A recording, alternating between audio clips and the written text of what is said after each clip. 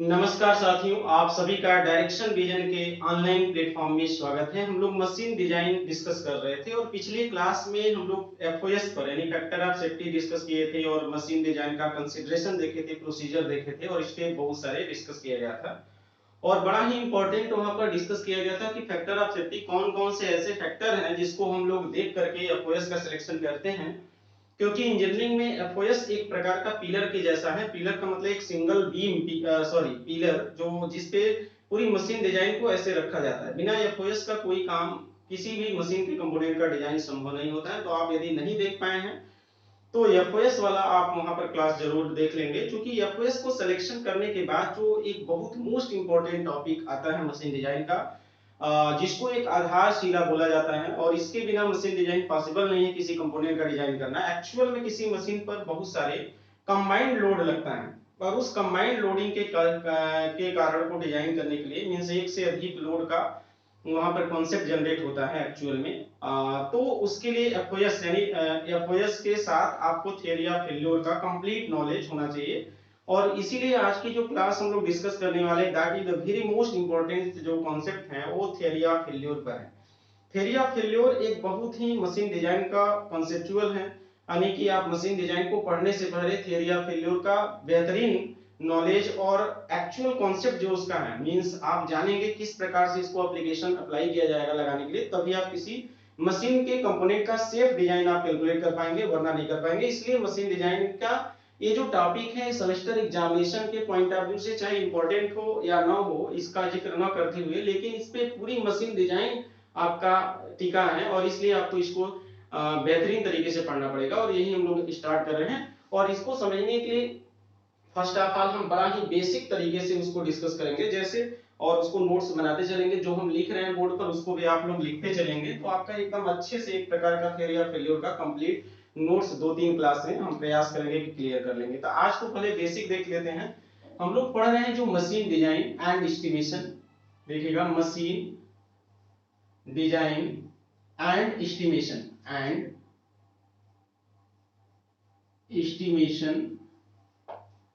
और machine design and estimation में हम इसमें पहले आज जो डिस्कस करेंगे दैट मशीन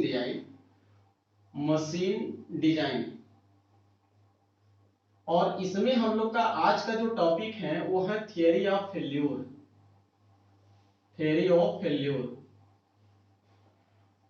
और थियरी ऑफ फेल्योर मींस इसको हम टीओएफ नाम से जानते हैं। और इसमें आज हम लोग पहले बेसिक देखेंगे, थियरी बाद में देखेंगे। पहले हम फेल्योर को देख लेते हैं कि एक्चुअल में फेल्योर क्या होता है, और फेल्योर जब पता चल जाएगा तब हम लोग कितने तरह से फेल्योर का कंसीडरेशन होता है और उसको हम थियरी के नाम से जानेंगे। थियरी ऑफ फेल्योर बाद में डिस्कस करेंगे। इसलिए फेल्योर जो होता है वो दो तरह के, या तो हमारा इलोंगेशन होगा, या तो क्या होगा, इलोंगेशन। इलांगेशन को और शब्दों में बोल दिया जाए तो इसको बोल सकते हैं कि भैया एक परमानेंट इलांगेशन। और दूसरे में बात करते हैं, दूसरे वाले में फ्रैक्चर बोल सकते हैं। फ्रैक्चर क्या बोल सकते हैं, फ्रैक्चर बोला जा सकता है। लेकिन आप इतना तो समझते हैं कि यह किसमें होता है, कहेंगे यह एक प्रकार का डक्टाइल मटेरियल के लिए होता है। डक्टाइल मटेरियल लिखते चलेंगे, डक्टाइल मटेरियल। और ये वाला किसमें होता है, कहेंगे ब्रिटिल मटेरियल।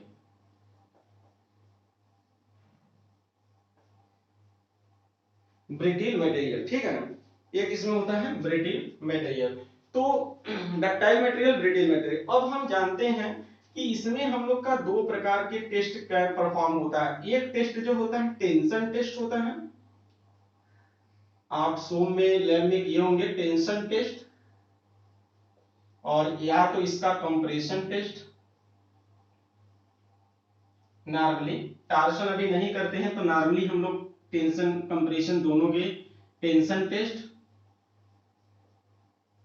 लिखते चलेंगे, टेंशन टेस्ट और ये आपका compression test.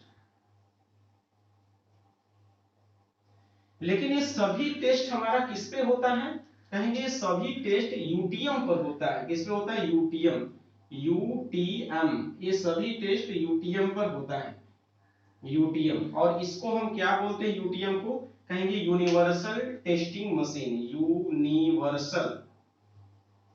Universal testing machine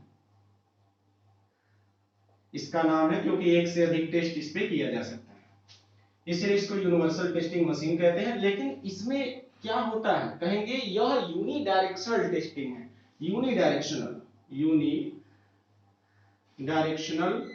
testing करता है, मतलब वह एक दिशी टेस्ट है, मींस उसके या तो टेंशन टेस्ट कर सकते हैं या तो कंप्रेशन टेस्ट कर सकते हैं, मींस इसीलिए इसको बोला जाता है कि यूनिडायरेक्शनल टेस्टिंग है। और यदि हम डक्टाइल की बात करेंगे, हम लोग यहाँ पर किसकी बात करेंगे, यदि हम मटेरियल की बात करें कि भैया ये जो टेस्ट है हम किस पे टेस्ट करें, यदि ये डक्टाइल मटेरियल है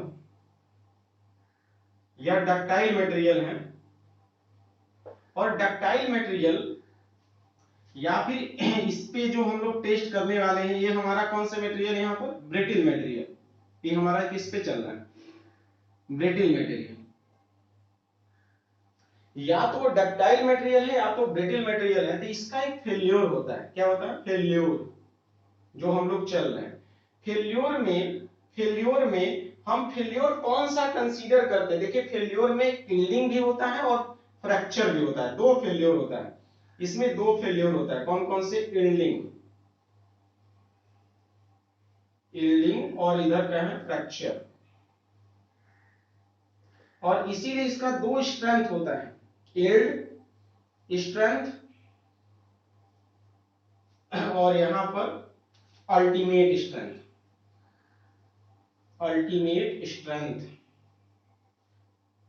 लेकिन ये ब्रिटिल मटेरियल का सिर्फ और सिर्फ हमारा फ्रैक्चर होता है, ये क्या होता है, एक प्रकार का फेल्योर क्या होता है, फ्रैक्चर होता है, इसमें फेल होगा वो सिर्फ किस पे होगा, फ्रैक्चर होगा, FRA, और इसलिए सिर्फ इसका एक ही स्ट्रेंथ होता है जिसको हम बोलते हैं अल्टीमेट स्ट्रेंथ होता है। तो ब्रिटिल मटेरियल का जब भी हम कभी टेस्ट, चाहे टेंशन करें चाहे कंप्रेशन करें, वो हमेशा एक ही फेलियर होता है और फ्रैक्चर होता है। लेकिन डक्टाइल मटेरियल का यदि हम फेलियर की बात करें, टेंशन कंप्रेशन कुछ भी करेंगे, वो फेलियर एल्डिंग भी होता है, फ्रैक्चर होता है। लेकिन हम डक्टाइल मटेरियल के लिए कौन से फेलियर को कंसीडर करके किसी मशीन के डिजाइन को प्रोसीड करते हैं, डक्टाइल मटेरियल में हम फेल्योर को, कौन सा फेल्योर को लेते हैं, हम डक्टाइल मटेरियल में हमेशा एल्डिंग को लेते हैं, परमानेंट इलॉन्गेशन को लिया जाता है, फ्रैक्चर को नहीं लिया जाता है, क्योंकि फेल्योर का मतलब होता है does not fulfil the task, मतलब आप किसी टास्क को फुलफिल नहीं कर पाते हैं, जो आप काम करना चाहते हैं, जिस मशीन से या जिस पार्ट से आप काम करना चाहते हैं, उस यदि वो काम नहीं हो पा रहा उस पार्ट से, दैट मींस कि वो पार्ट आपका फेल हो गया। ये आप वेट नहीं करेंगे कि वो ब्रेक डाउन हो, एकदम टूट जाए, अलग अलग हो जाता। किसी मटेरियल के कंपोनेंट का, किसी मशीन के एक पार्ट का फेल होने का मतलब कि वो पार्ट अपने जिस काम के लिए बनाया गया था वो काम फुलफिल नहीं कर पा रहा है, दैट मींस वो फेल हो गया, चाहे वो परमानेंट इलॉन्गेशन के थ्रू फेल हो चाहे आपका फ्रैक्चर करके। तो परमानेंट इलॉन्गेशन जब उसमें पहले हो जाता है तो यह पार्ट पहले फेल हो जाता है, तो इसको हम वेट नहीं करते हैं। इसलिए हम डक्टाइल मटेरियल में किसको हम इसको हम बोलते हैं परमानेंट इलॉन्गेशन, यानी डक्टाइल मटेरियल में हम किसको लेते हैं, यहां पर लिख दिया जाए जैसे नोट, डक्टाइल मटेरियल में हम फेल्योर कंसीडर किसके करते हैं, फेल्योर कंसीडर किसको करेंगे, एल्डिंग को किया जाएगा। और ब्रिटिल मटेरियल में हम फेल्योर किसको कंसीडर करते हैं, क्योंकि इसमें तो एक ही फेल्योर कंसीडर ब्रिटिल मटेरियल में, दैट मींस फ्रैक्चर। तो आप इतना तो क्लियर हो गया कि जब भी कोई डक्टाइल मटेरियल है तो आप उसमें समझ जाएंगे कि वहां पर जो मैक्सिमम उसमें स्ट्रेस हम लेंगे, जो फेल्योर स्ट्रेस लेंगे, दैट मींस यील्ड पॉइंट पर स्ट्रेस को लेंगे, ना कि अल्टीमेट पॉइंट पर लेंगे। और यदि ब्रिटिल मटेरियल है तो अल्टीमेट पॉइंट सिंगल स्ट्रेंथ है, उसका हम लोग सिंगल स्ट्रेंथ के तौर पर डिस्कस कर लेंगे। तो आगे जैसे देखा जाए, फेल्योर आपने यील्ड स्ट्रेंथ, दूसरा में अल्टीमेट स्ट्रेंथ, आप समझ गए कि भैया जो यील्ड स्ट्रेंथ है, यील्डिंग लेंगे और यही देगा, यील्ड स्ट्रेंथ देगा, हम लिख देते हैं यील्ड स्ट्रेंथ या यील्ड स्ट्रेंथ। जो हालांकि लिखा गया है, और यील्ड स्ट्रेंथ ही इसका मैक्सिमम स्ट्रेंथ कहलाता है, मैक्सिमम स्ट्रेस ही होता है। मतलब जब भी आपको लगेगा कि यील्ड स्ट्रेंथ वाला जिक्र होता है, समझ जाएंगे कि यील्ड स्ट्रेंथ मतलब मैक्सिमम स्ट्रेस उसका है। अच्छा, इसमें हम लोग बात करते हैं, यहाँ पर फ्रैक्चर होता है जिसको हमने अल्टीमेट स्ट्रेंथ की बात किया गया। तो इसमें जो अल्टीमेट होता है, ये अल्टीमेट स्ट्रेंथ होता है, वो आप समझ जाएंगे कि ये ultimate stress, that means maximum stress. हम इसमें जो फेल्योर स्ट्रेस, मैक्सिमम स्ट्रेस लेंगे वो कौन सा लेंगे, अल्टीमेट पर स्ट्रेंथ लेंगे, ये आप जिक्र कर लेंगे। तो ये चीज आप डिटेल हम इसलिए बता दे रहे हैं ताकि आप कंफ्यूज ना होंगे, क्योंकि हमारे पास जो मटेरियल है वो जनरली दो प्रकार के आपका डिजाइन करें, या तो डक्टाइल होगा या तो ब्रिटल मटेरियल होगा, और उसके अलाइंग एलिमेंट भी होंगे, उसके कंस्टिट्यूट अकॉर्डिंग टू जिस पर्पज के लिए हम बनाते हैं उसी के अकॉर्डिंग वो बनाया जाता है, तो वो अलग डिस्कस किया जाएगा। अभी फिलहाल में बस आप लोग इतना समझ गए होंगे। अब इसके बाद जो हम किसी मशीन के पार्ट का अब जिक्र धीरे धीरे किया जा रहा है कि हम जो बनाएंगे वो किसी एक मशीन के पॉइंट ऑफ व्यू से, जैसे आपका जो मेन है वो लिखा रहता है machine design and estimation, machine का डिजाइन नहीं, मशीन डिजाइन एलिमेंट होता है, मतलब किसी मशीन के एक पार्ट का डिजाइन भी होता है। इसलिए जो मेन हम लोग के थीम पढ़ना है मशीन डिजाइन में, वो किसी मशीन का डिजाइन नहीं पढ़ेंगे, मशीन के डिजाइन मतलब मशीन के एलिमेंट का डिजाइन, मतलब मीन्स एक पार्ट का डिजाइन करना है, एक पार्ट का डिजाइन है, इसीलिए उसको बोला जाता है मशीन डिजाइन एलिमेंट। जैसे design of key, design of shaft, design of clutch, design of brake, ये सब आपका है। डिजाइन ऑफ शेफ्ट नहीं, कपलिंग, नकल जॉइंट, डिजाइन ऑफ एक्सल, इस प्रकार से है। तो आगे हम किसी एक मशीन के पार्ट की बात किएंगे। यहाँ पर आप इतना में आप ये समझ गए, हमारे पास जो डक्टाइल मटेरियल है उसका जो फेल्योर स्ट्रेस है, दैट मींस यील्ड स्ट्रेस है, दैट मींस क्या है, यील्ड स्ट्रेस है, मतलब यील्ड स्ट्रेंथ है। तो जब भी हमको डक्टाइल मटेरियल के लिए फेल्योर स्ट्रेस चाहिए, मैक्सिमम वैल्यू ऑफ स्ट्रेस चाहिए, तो हम लोग उस समय यील्ड पॉइंट पर रखेंगे। जब भी हमको ब्रिटल मटेरियल की जब बात किया जाएगा तो हम कौन सा रखेंगे, एक प्रकार का यहाँ पर अल्टीमेट पॉइंट पर रख दिया जाएगा। चलिए, अल्टीमेट पॉइंट पर हम लोग वहां पर रखेंगे, इतना समझ गए। पहले फिर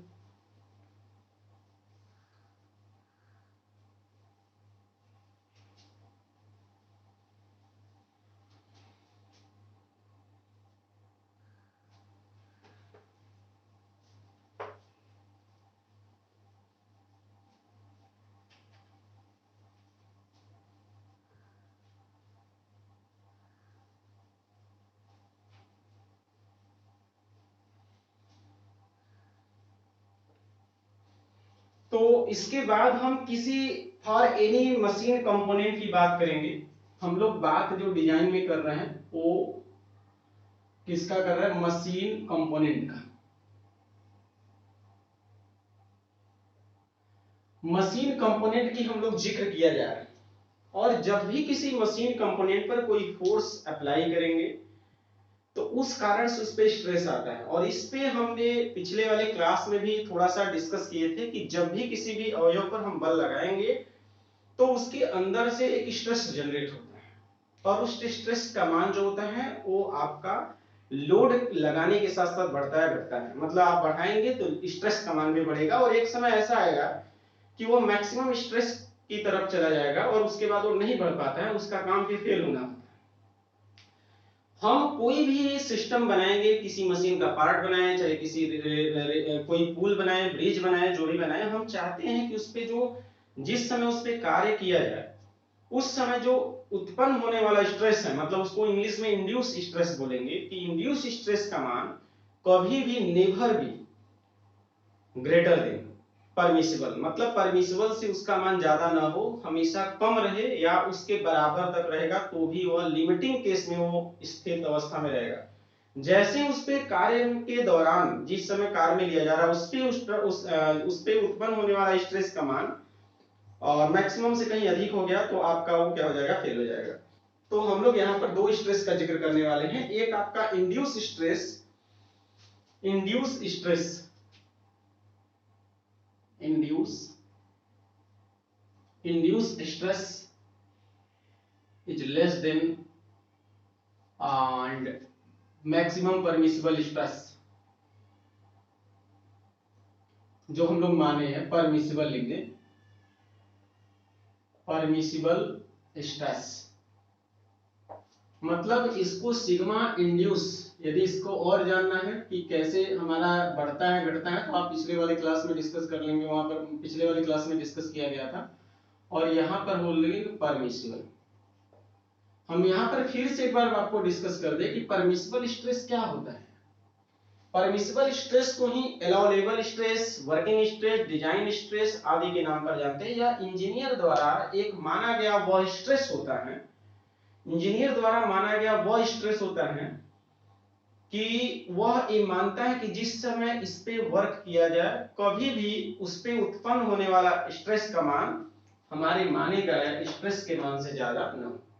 तो यह एक अनुमान्य प्रतिबल है, वह एक परमिसिबल स्ट्रेस है जिसको डिजाइनर ये मानता है कि जिस समय सामान्य तौर पर जनरल वर्किंग कंडीशन में, इसको इंग्लिश में जनरल वर्किंग कंडीशन में जब भी उस पे वर्क किया जाए, that never be stress greater than the permissible stress, मतलब इंड्यूस स्ट्रेस का मान कभी भी परमिसिबल से ज्यादा ना हो। तो परमिसिबल कौन मानता है? डिजाइनर मानता है। कैसे मानता है? With the help of the FOS. और एफओएस का मान क्यों लिया जाता है? क्योंकि हम पिछले वाले क्लास में भी डिस्कस किए थे कि एफओएस का मान किसी मशीन के कंपोनेंट का शेप डायमेंशन को ज्ञात करने के लिए दिया जाता है। लेकिन एफओएस का मान क्यों ज्ञात करते हैं? तो कहते हैं परमिसिबल स्ट्रेस निकालने के लिए करते हैं। परमिसिबल स्ट्रेस की जरूरत क्या पड़ा? परमिसिबल स्ट्रेस वह स्ट्रेस होता है जिसपे किसी कंपोनेंट की डिजाइन किया जाता है, जिसपे किसी कंपोनेंट की सेफ डायमेंशन को ज्ञात करता है। मतलब इतना इंपॉर्टेंट होता है कि जो भी हम जितने भी किसी मशीन के पार्ट बनाएंगे आगे चल के, चाहे वो की हो, कपलिंग हो, नकल ज्वाइंट, एनीवन, वह सभी जब भी हम बनाएंगे तो परमिसिबल स्ट्रेस को लेकर के बनाएंगे, न कि मैक्सिमम स्ट्रेस को लेकर के बनाएंगे। जो आपका मैक्सिमम स्ट्रेस, जिसे टेस्ट करने के बाद जो स्ट्रेस आता है उस स्ट्रेस पर किसी कंपोनेंट का हम डिजाइन नहीं करेंगे। ये नहीं कि उतना स्ट्रेस के लिए हम किसी पार्ट का डायमेंशन ज्ञात कर ले, हम परमिसिबल स्ट्रेस के लिए डायमेंशन ज्ञात करेंगे और उसी को सेफ डायमेंशन बोलेंगे, ध्यान देंगे। लेकिन उस स्ट्रेस को निकालने के लिए, यानी परमिसिबल स्ट्रेस को निकालने के लिए आपको फैक्टर ऑफ सेफ्टी की आवश्यकता पड़ता है। और फैक्टर ऑफ सेफ्टी क्या होता है, कितने फैक्टर पर डिपेंड करता है, कैसे उसको सेलेक्ट करते हैं, ये आप पिछले क्लास में आप देख लेंगे। हम लोग अभी ध्यान में रखना है, हम थोड़ा सा इसको लिख देते हैं, परमिसिबल स्ट्रेस या अलाउएबल स्ट्रेस या डिजाइन स्ट्रेस, ना कुछ भी, जैसे यहां पर हम लिख दें परमिसिबल स्ट्रेस, परमिसिबल स्ट्रेस अथवा अलाउएबल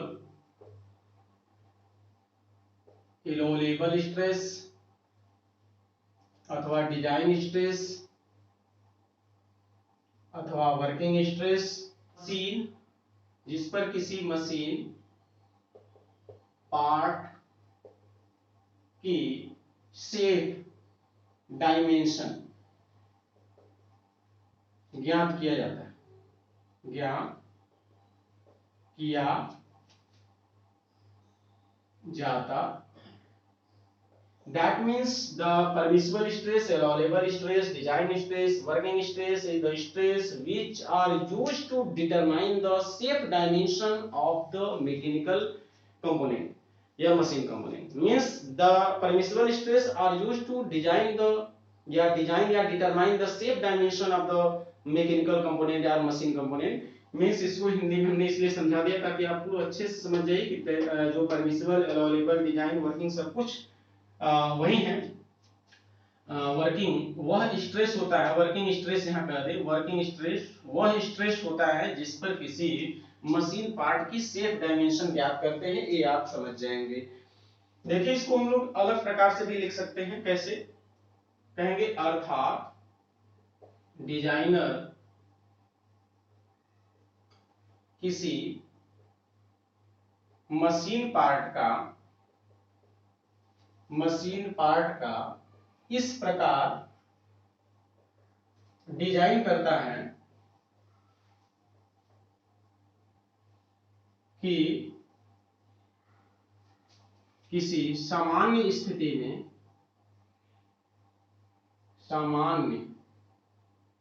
सामान्य या जनरल वर्किंग कंडीशन लिख दे, इस प्रकार डिजाइन करता है कि किसी जनरल वर्किंग कंडीशन में उत्पन्न होने वाले स्ट्रेस का मान परमिसिबल स्ट्रेस के मान से अधिक न हो। मतलब आप समझ गए होंगे। इसलिए परमिसिबल स्ट्रेस के मान को फैक्टर ऑफ सेफ्टी की सहायता से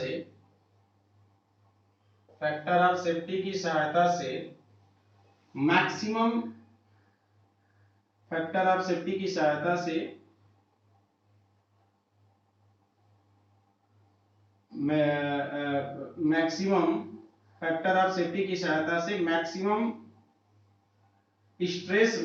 मैक्सिमम स्ट्रेस में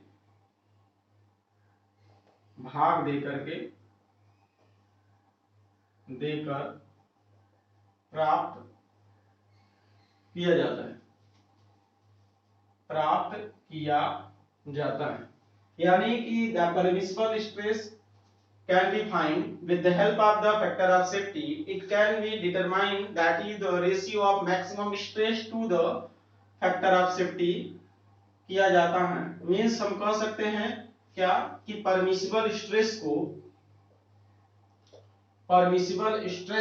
को हम कैसे निकालते हैं। That is the maximum stress upon FOS. आप जानते हैं मैक्सिमम स्ट्रेस डक्टाइल मटेरियल के लिए यील्ड होता है और ब्रिटल मटेरियल के लिए अल्टीमेट होता है, और वहां से हम लोग ये निकालेंगे। दैट मीन्स यदि हम लोग बात करते हैं परमिसिबल का, तो यहाँ पर सिग्मा मैक्स बात कर लेते हैं और इसको बोलेंगे एफओएस। दैट मीन्स इसी से ज्ञात करेंगे। अब आपका ये जो कंडीशन बनता है कि मैक्सिमम किसी प्रकार, जैसे परमिसिबल स्ट्रेस ज्ञात फैक्टर ऑफ सेफ्टी से ज्ञात करते हैं, तो जब टेंशन टेस्ट करेंगे, कंप्रेशन टेस्ट करेंगे, किसका डक्टाइल मटेरियल के लिए, ब्रिटल मटेरियल के लिए, तो अलग अलग हो जाएगा। इस प्रकार से एक क्वेश्चन भी बदल जाएगा। मतलब परमिसिबल की जगह हम लोग यहाँ पर देखा जाए तो यहाँ पर बोलेंगे भैया जो इंड्यूस स्ट्रेस है वो कभी भी सिग्मा मैक्स अपॉन एफओएस हमारा ये चीज हो जाएगा। अब हम क्या करेंगे, जैसे हम बात करते हैं यहाँ पर बात करेंगे डक्टाइल मटेरियल के लिए, डक्टाइल मटेरियल विथ टेंशन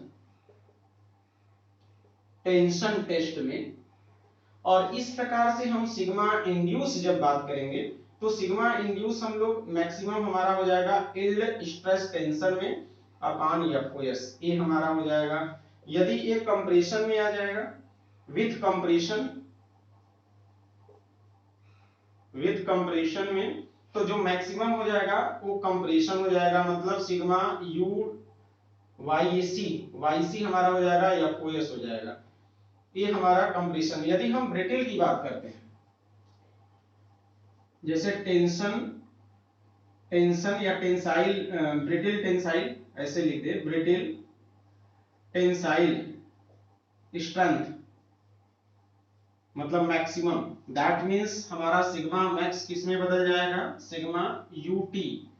और इस प्रकार से हमारा जो इंड्यूस स्ट्रेस कभी भी ग्रेटर देन नहीं होगा, उसको हम लोग एफओएस से निकालेंगे। यह एक ऐसा समीकरण है जिसकी सहायता से हम किसी भी कंपोनेंट का सेफ डायमेंशन ज्ञात करते हैं। यदि ब्रिटल मटेरियल है और स्ट्रेंथ जो ब्रिटल मटेरियल है और उसमें जो स्ट्रेंथ है, ब्रिटल मटेरियल है और स्ट्रेंथ है, दैट मींस सिग्मा मैक्स हमारा हो जाएगा यूसी, और इस प्रकार से इंड्यूस जो हो जाएगा वो less than sigma UC upon FOS. तो यह जो चारों चीज है जो देख रहा है कि डक्टाइल में टेंसाइल है, यहाँ पर ये आपका यदि ऐसे कर दिया जाए तो यहाँ पर हमारा एक ये है, दो है, तीन है और चार है। यह दोनों समीकरण क्या है, किसके लिए है, डक्टाइल के लिए मटेरियल के लिए, और दोनों उसके ब्रिटल मटेरियल के लिए हैं। तो जिसका जो जिक्र किया जा रहा है वही उसके लिए हम लोग डिजाइन कर रहे हैं। यदि हम इस समीकरण को लगाएंगे तो उसकी जो डायमीटर निकालेंगे, मान लेंगे कि वह डायमीटर निकाल करके जब देंगे तो मान लेंगे कि यह टेंशन में ही सेफ है, कंप्रेशन से कोई गारंटी नहीं है। यदि हम इस समीकरण को मानेंगे तो ये मान लेंगे कि भैया जो हम डायमेंशन दे रहे हैं वो कंप्रेशन में सेफ है, बाकी किसी में गारंटी नहीं है। यदि ये हम ब्रिटिल मटेरियल की बात करेंगे तो ब्रिटिल मटेरियल में यदि इस समीकरण से कोई सेफ डायमेंशन हम ज्ञात करके दे दिए तो आप समझ जाएंगे कि इसमें ब्रिटिल मटेरियल का टेंशन में आपका सेफ है, बाकी किसी में कोई गारंटी नहीं। इसी प्रकार से इसमें तो यह एक प्रकार का इंडिविजुअल आपका है, मतलब यूनिएक्सियल है, tension to tension, compression to compression, मतलब एक बार में सिर्फ एक टेस्ट वाला परफॉर्मेशन है, ऐसा है। तो इंड्यूस जैसे जैसे इंड्यूस स्ट्रेस जो उत्पन्न होगा वो कोई जरूरी तो नहीं है कि टेंशन उत्पन्न हो रहा, हो सकता है टेंशन भी हो, कंप्रेशन भी हो, वो भी हो।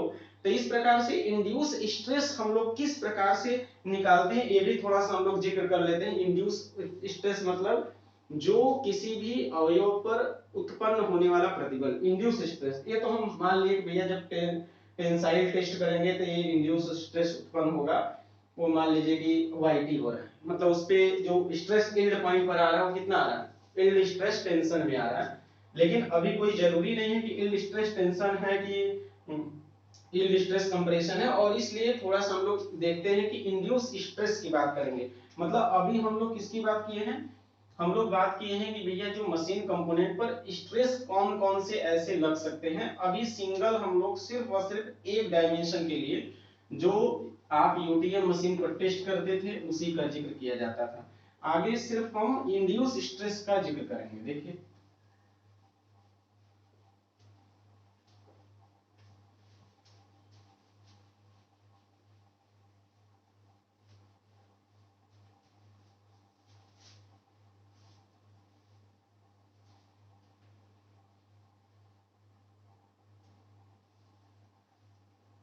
तो इंड्यूस स्ट्रेस ना, जैसे हम इंड्यूस निकाल रहे कि हमारा सिग्मा इंड्यूस क्या है, उत्पन्न होने वाला प्रतिबल। हम मान लेते हैं किसी यूटीएम मशीन पर हम टेस्ट किए किसी रॉड का, और रॉड का जब हम टेस्ट करते हैं, चाहे हम इधर फोर्स लगा करके या इसी को हम इधर ही बना दे ऐसे ही, तो आप देखेंगे जब भी किसी रॉड को हम टेंसाइल लोड लगाते हैं और जब भी इसको सामने से भी देखा जाए तो सिंपल सा आपका कुछ इस प्रकार से दिखेगा। हम ऐसे ही बना दें और जब इस पे हम लोड बढ़ाते जाएंगे धीरे धीरे तो आप देखेंगे कि इसका कुछ अलग प्रकार का ऐसे आता है फ्रैक्चर।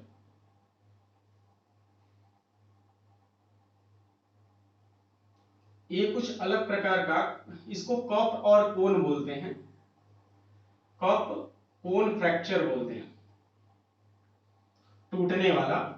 तो जो ये जो प्लेन है ना, ये लोड वाले अक्ष से यदि हम लोड इधर दे रहे हैं तो लोड वाले अक्ष से देखा जाए तो ये 45 डिग्री पर है, मतलब यह फेल्योर प्लेन है, फेल्योर प्लेन। और हम ये बात करते हैं कि जब भी इस पे कोई लोड दिया जाएगा तो इसमें जो जो यहाँ पर प्लेन है, ये जो प्लेन है इस पे सीधा सीधा आप इसके जस्ट 90 डिग्री पर लगाएंगे। तो अब यहाँ से हम एक जिक्र करते हैं कि थ्योरी ऑफ फेलियर को समझने के लिए आपको कंपाउंड स्ट्रेस वाला यूनिट स्ट्रेंथ ऑफ मटेरियल का जानकारी होना चाहिए।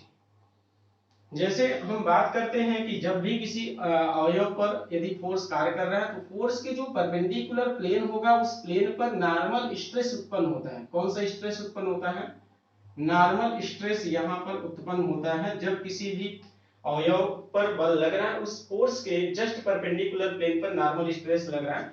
और जाहिर सी बात है इसमें जितने भी प्लेन होंगे परपेंडिकुलर वह सभी पर नॉर्मल स्ट्रेस ही कार्य करेगा। ठीक है, तो इस नॉर्मल स्ट्रेस को कार्य कर रहा है और इस नॉर्मल स्ट्रेस का मान देखा जाए तो P अपान एरिया ही होगा, यही होता है नॉर्मल स्ट्रेस का मान। यदि नॉर्मल स्ट्रेस का मान जो भी होगा यदि सिग्मा ही है तो P अपान ए ही होगा।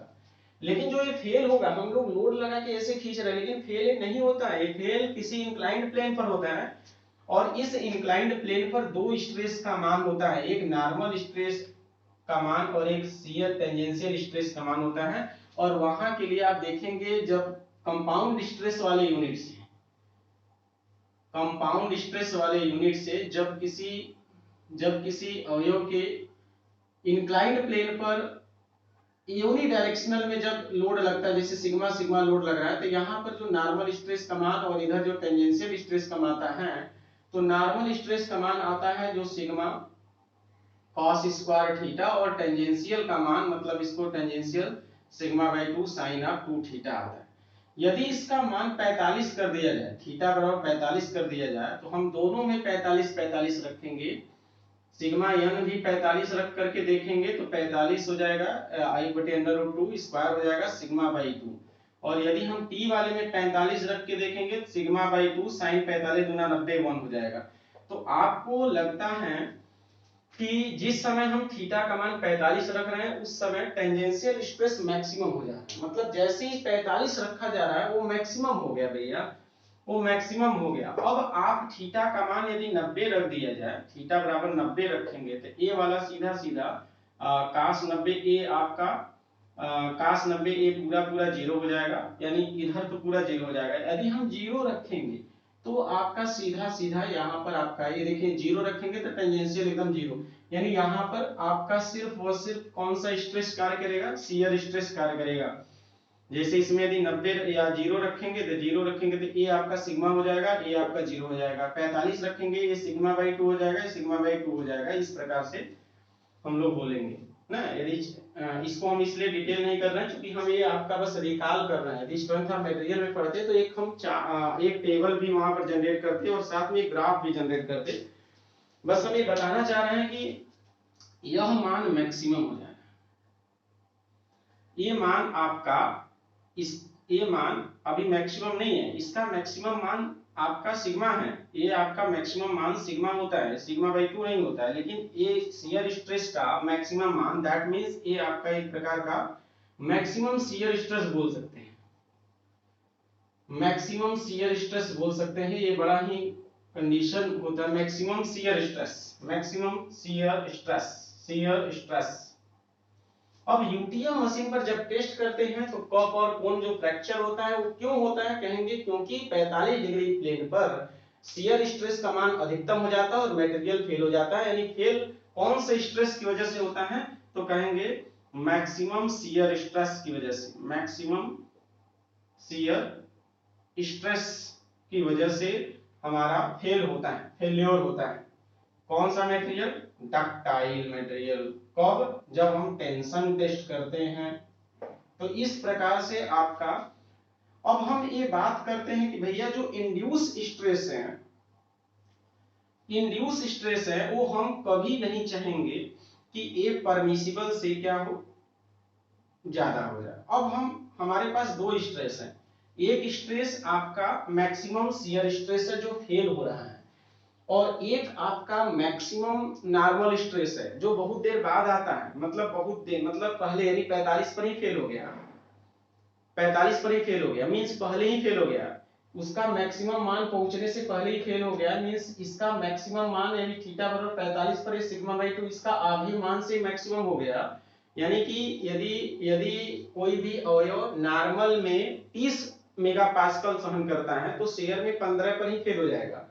तो हम ये क्या कहेंगे कि जब भी किसी डक्टाइल मटेरियल पर आप खींचेंगे इसको तो ये नहीं कहेंगे कि उसका स्ट्रेंथ 30 है, क्योंकि जब भी उस पे लगाएंगे तो 30 से पहले कर्तन हो जाएगा 45 डिग्री प्लेन पर। इसलिए जो हम मानेंगे कि इसका जो फेल्योर स्ट्रेस है, इसका जो फेल्योर स्ट्रेस है वो आपका हमारा कौन सा फेल्योर स्ट्रेस है, शेयर में फेल्योर स्ट्रेस है।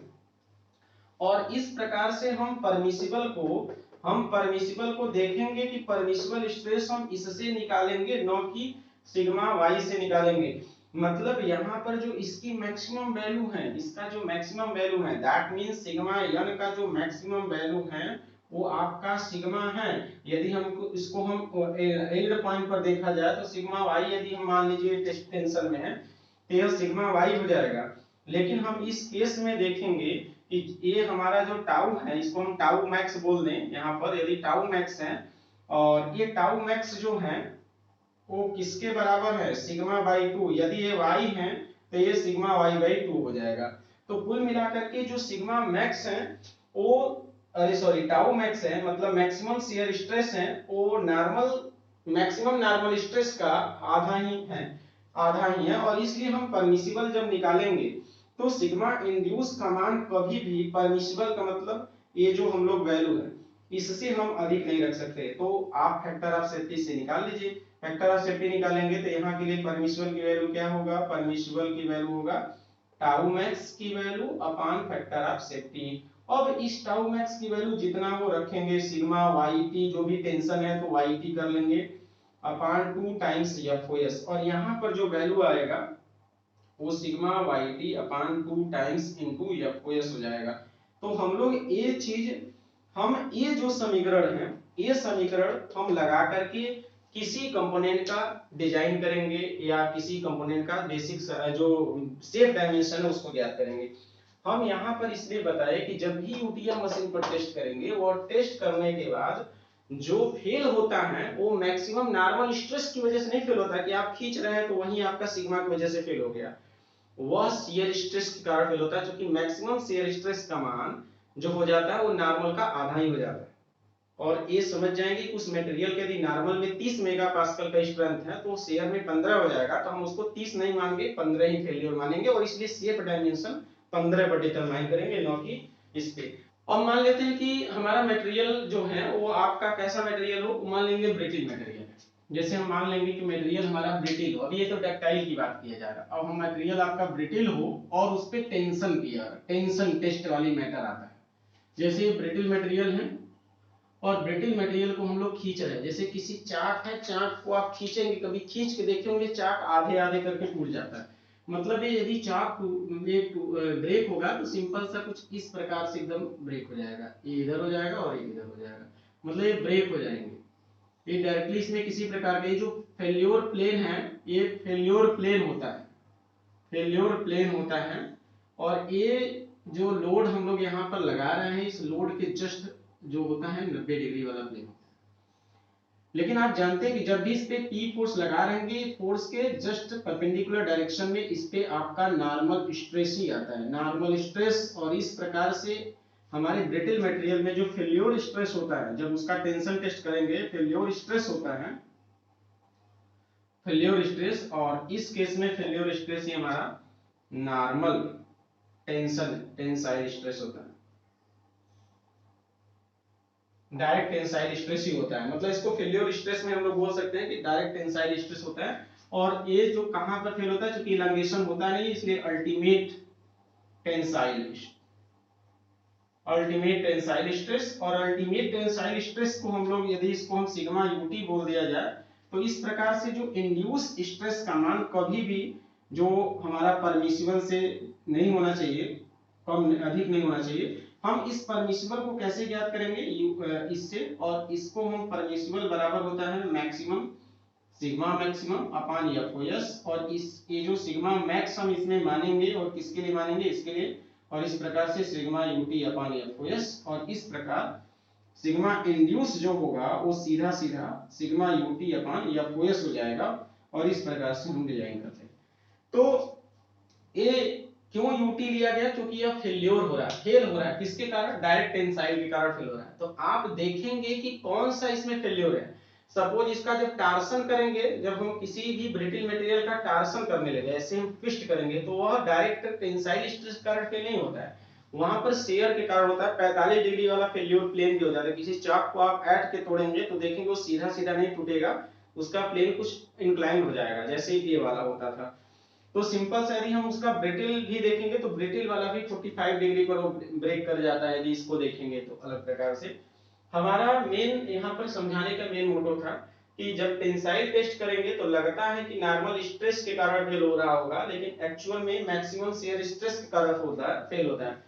जबकि ब्रिटिल मटेरियल में आपका टेंसाइल टेस्ट करेंगे तो डायरेक्ट आपका नॉर्मल स्ट्रेस टेंसाइल स्ट्रेस कारण फेल होता है, क्योंकि फैक्टर ऑफ सेफ्टी का रोल हमने आपको दिखा दिया। और जब भी हम थ्योरी ऑफ फेल्योर का जिक्र करेंगे आगे, तो आपको लगेगा कि यार ये कॉन्सेप्ट जो लग रहा है, हमने जो अभी लगाया है यहाँ पर सिग्मा सिग्मा परमिसिबल और sigma Y T 2 into F O S, या यहाँ पर जो टाउ मैक्स लिखे हैं, ये टाउ या टाउ यील्ड पॉइंट पर लिखे हैं सिग्मा यील्ड टेंशन अपॉन 2 लिखा गया है, ये आपका आगे चल के आपको 0.5 सिग्मा वाई टी कुछ इस प्रकार से हम लोग लिखेंगे तो पता चल जाएगा ये आया कहां से, यह एक प्रकार का कंपाउंड स्ट्रेस से आता है। इस चीज को आप लिख नोट आउट कर लेंगे।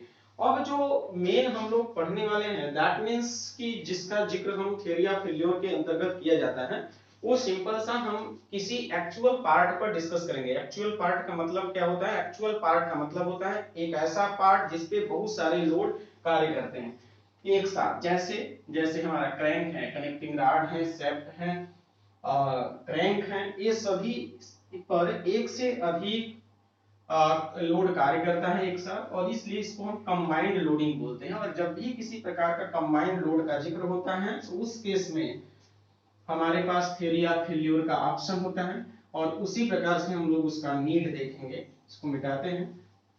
देखिए यहाँ पर हम लोग अब आते हैं कि कंबाइंड लोडिंग कितने प्रकार से जैसे हो सकता है। जैसे कंबाइंड लोडिंग में पावर स्क्रू का जिक्र कर दिए, कंबाइंड लोडिंग यहाँ लिख देते हैं। अभी तक जितना चीज हम लोग जिक्र कर रहे थे यूनिएक्सियल वाला, चाहे हम उस पे टेंशन टेस्ट कर रहे थे, कंप्रेशन टेस्ट में दिखा दिया, इंड्यूस स्ट्रेस मैक्सिमम वाले जिक्र कर दिया, वो तो अकेला अकेला हो गया। लेकिन एक्चुअल में ऐसा जनरली मशीन पार्ट नहीं होता है जिसपे किसी एक पर एक स्ट्रेस ही कार्य करे। और तो यहाँ पर हम लोग कंबाइंड लोडिंग बोलते हैं। कंबाइंड लोडिंग में जैसे पावर स्क्रू,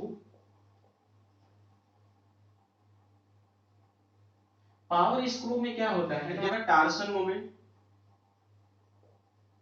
टार्सनल मोमेंट, और साथ में क्या लग सकता है? पावर टार्सनल मोमेंट में फिर आपका ऊपर से जब भी कोई लोड हम लोग देते हैं plus axial.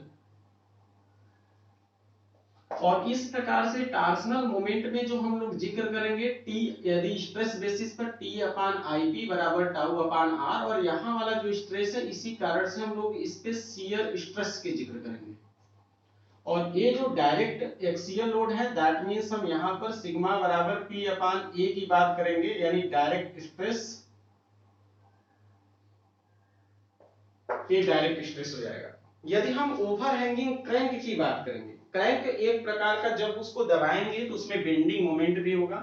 Overhanging crank, over hanging crank, तो इस पे आपका बेंडिंग भी होगा, बेंडिंग मोमेंट भी होगा, और साथ में टार्सनल मोमेंट भी होगा। और यहाँ पर इस कारण से इसमें जब स्ट्रेंथ ऑफ मटेरियल का यम अपान आई सिग्मा अपान वाई से, यहाँ पर बेंडिंग स्ट्रेस को हम लोग जिक्र करेंगे डिजाइन के पॉइंट ऑफ व्यू से, बेंडिंग स्ट्रेस। और यहाँ पर जो होगा that means T upon I P और टाउ अपान आर, और इस कारण से इस पे शियर स्ट्रेस आता है। दैट मींस यहाँ पर कंबाइंड है, सिग्मा भी आ रहा है और टाउ भी आ रहा है, और दिन दोनों को साथ में जब किसी मैकेनिकल कंपोनेंट पर होगा तो उस केस में देखेंगे। और बोल्ट ऑन ब्रैकेट में टेंशन और शियर दोनों होता है। Bolt, bolt on bracket, bracket में टेंशन प्लस शियर। टेंशन का मतलब टेंसाइल स्ट्रेस, और शियर मतलब शियर स्ट्रेस, शियर लोड यदि होगा तो। इस कारण से बहुत सारे बेल्ट, बोल्ट, क्रैंक शाफ्ट हुआ, कनेक्टिंग रॉड हुआ, बहुत सारे क्रैंक, कनेक्टिंग रॉड आदि आदि जिसपे कंबाइंड लोड लगता है, तो हम लोग जिक्र कर दिए। इन सभी के लिए हम फैक्टर ऑफ सेफ्टी के साथ साथ थियरी ऑफ फेल्योर जानेंगे। Sorry, theory of failure, TOF, टोम नहीं, थियरी ऑफ फेल्योर हम लोग डिस्कस करेंगे। और उस विषय में जब एक से अधिक, that means theory of failure are used to combined loading condition, यह एक रिलेशन डेवलप करता है जिसमें बहुत दो, एक से अधिक लोड भी लग रहा है, और साथ में जो यूटीएम मशीन का टेंशन टेस्ट के बाद जो आप निकाले हैं उसके बीच में एक रिलेशन डेवलप करता है, और उस रिलेशन के आधार पर फेल्योर का जानकारी देता है कि वो किस प्रकार से फेल करेगा। इसी को हम बोलते हैं थ्योरी ऑफ फेल्योर। और हम लोग हेडिंग डालेंगे थ्योरी ऑफ फेल्योर। आप इस पे लगे आके समझ जाएंगे किसी मशीन के पार्ट पर जब कंबाइंड लोडिंग का जिक्र होता है तो उस केस में थ्योरी ऑफ फेल्योर का आता है, और उसी से हम सेफ डायमेंशन को ज्ञात करेंगे। तो यहाँ पर हमने एक चीज बोल दिया कि थ्योरी ऑफ फेल्योर जो होता है वो एक तरीके से सेफ डायमेंशन को डिटरमाइन करने का जिक्र होता है। यानी हम यदि यहाँ लिखें कि थ्योरी ऑफ फेल्योर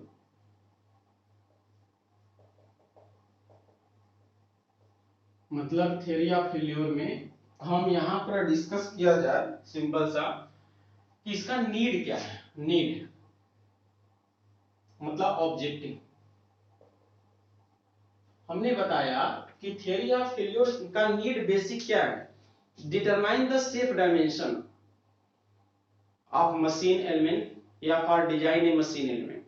जब किसी भी मशीन के पार्ट का हम डिजाइन करते हैं तो हमको सेफ डायमेंशन निकालने की आवश्यकता होता है, और उस केस में हम थ्योरी ऑफ फेल्योर का इस्तेमाल करते हैं। लेकिन थ्योरी ऑफ फेल्योर का इस्तेमाल क्यों करते हैं, क्योंकि किसी भी मशीन पार्ट पर एक से अधिक लोडिंग वाला कंडीशन होता है, और इसलिए हम लोग लिखते हैं theory of failure are used to determine the safe dimension of machine.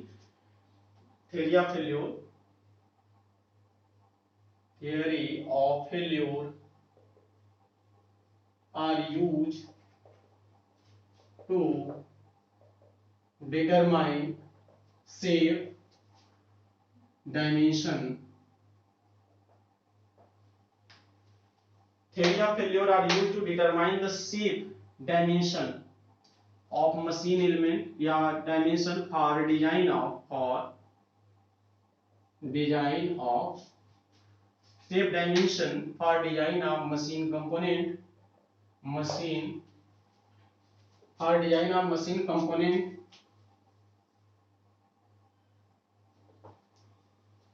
for design of machine component, ठीक है ना। when it is, लिख सकते हैं when it is subjected to combined loading condition। आप समझ गए होंगे theory of failure are used to determine the safe dimension for design of machine component when it is subjected to combined loading condition। और combined loading condition में हमने बताया था कि वह बेंडिंग टॉर्शन हो सकता है। जैसे प्रोपेलर शाफ्ट है, आप समझिए प्रोपेलर शाफ्ट जो हैवी व्हीकल में नीचे की तरफ लगता है और इंजन से पिछले व्हील में पावर को ट्रांसमिशन करता है। ट्रक में आप देखे होंगे, ब्लेरो में देखे होंगे, बहुत ज्यादा जो स्कॉर्पियो आदि में देखे होंगे जहां पर थोड़ा सा भारी व्हीकल होता है, और उस केस में पिछले वाले व्हील को पावर भेजता है, इंजन से कनेक्ट करता है with help of the propeller shaft. और प्रोपेलर शाफ्ट का एक कॉन्सेप्ट क्या होता है, प्रोपेलर शाफ्ट का कॉन्सेप्ट ये है कि उस पे टार्क ट्रांसमिशन के साथ साथ उस पे टार्क का ट्रांसमिशन के साथ साथ उस पे एक्सियल का मोमेंट भी कार्य करता है। मतलब जब बम्प करता है, मतलब ऊपर नीचे जब ये रुकावट से टकराता है तो क्या करता है, उसमें एक प्रकार का खिंचाव होता है और वहां पर एक्सियल और टार्सन दोनों कार्य करते हैं। नॉर्मल कोई शाफ्ट है उसमें पुली आदि लगा है, गियर आदि लगा है, उसका नीचे भी कुछ भार है तो उसमें बेंडिंग की कैपेसिटी होगा और साथ में टार्क ट्रांसफर होगा, तो उस तरह से वहां पर दो प्रकार का स्ट्रेस जनरेट होगा। इसलिए theory of failure are used to design a machine component due to, लिख सकते हैं theory of failure are used to, theory of failure, theory of failure are used to design a machine component due to machine component due to availability of failure stress,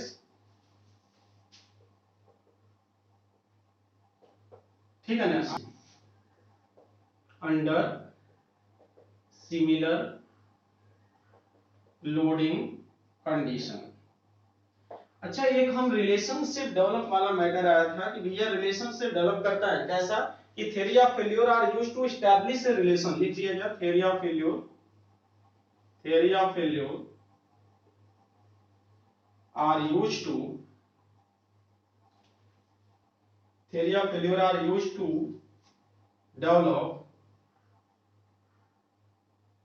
develop a relation between किसके किसके बीच में, stress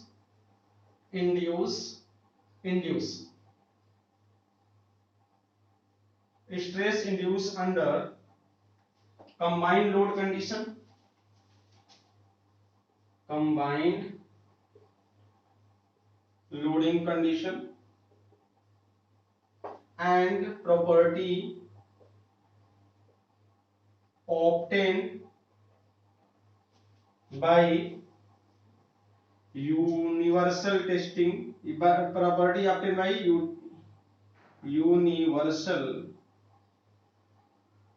testing machine.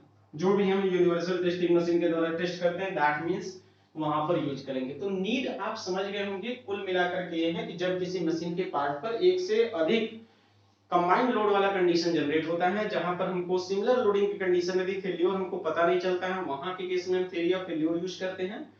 और यदि वो ये क्या करता है, एक प्रकार का फेल्योर स्ट्रेस में, मतलब जब बहुत सारे लोड लग रहा है उसमें, और साथ में यूटीएम मशीन पर जो मैक्सिमम हमने बात किया था कि भैया यील्ड स्ट्रेस आता है डक्टाइल के लिए, अल्टीमेट आता है ब्रिटल के लिए, तो उसमें इन दोनों में रिलेशन डेवलप करता है।